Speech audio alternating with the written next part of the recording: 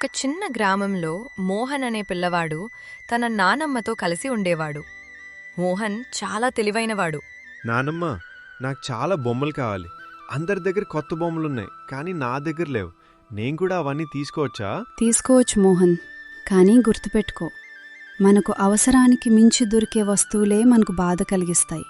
లాలస చెడ్డది నాయనా, ఇది మర్చిపోకు. ఒకరోజు గ్రామంలో చతుర్బడ్కా కాక ఒక స్వర్ణకారుణ్ణి చూశాడు. స్వర్ణకారుడు తనతో పాటు బంగారంతో చేసిన విసనకర్ర తెచ్చాడు. అది చాలా విలువైనది మరియు అందమైనది. వాహ్, ఈ విసనకర్ర చాలా అందంగా ఉంది. ఇది నాకు దొరికితే నేను అందరికంటే ధనవంతుడిని కావచ్చు. ఈ విసనకర్ర నా దగ్గర ఉంది, కాని దీనిని సరిగ్గా ఉపయోగించడం తెలిసిన వారి వద్దకే ఇది వెళుతుంది. చతుర్బడ్కా కాకాకు ఆ బంగారు విసనకర్ర చాలా నచ్చింది, కాని అతని మనస్సు దురాశతో నిండిపోయింది. ఈ విసనకర్ర నాకు దొరికితే అందరూ నన్ను గొప్పగా గౌరవిస్తారు అని అతను అనుకున్నాడు. స్వర్ణకారుడి నుండి ఈ విసనకర్రని ఎలాగైనా తీసుకుంటాను, ఎంత ఖర్చైనా పర్వాలేదు అని అనుకున్నాడు. బడ్కా కాక స్వర్ణకారుడి నుండి బంగారు విసనకర్రను కొనుక్కున్నాడు.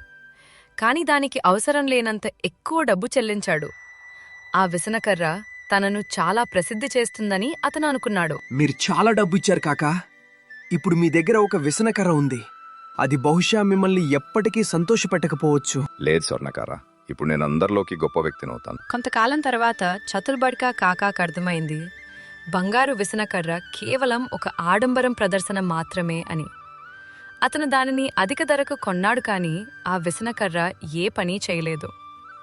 నెమ్మదిగా విసనకర్రకు ఉన్న బంగారం కూడా ఊడిపోసాగింది. ఇప్పుడు ఆ విసనకర్ర పనికిరానిదిగా మారింది. నేను చేసింది సరైందేనా? నాకెంత దురాశ లేకపోతే నేను ఇదంతా చేయవలసి వచ్చేది కాదు.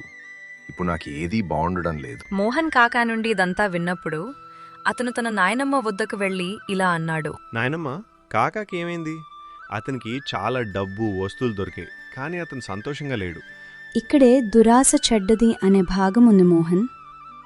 మనం ఎక్కువగా కావాలని కోరుకున్నప్పుడు మన దగ్గర ఇప్పటికే ఉన్నదాన్ని కోల్పోతాము. మన దగ్గర ఏముందో దానితో సంతృప్తి చెందాలి.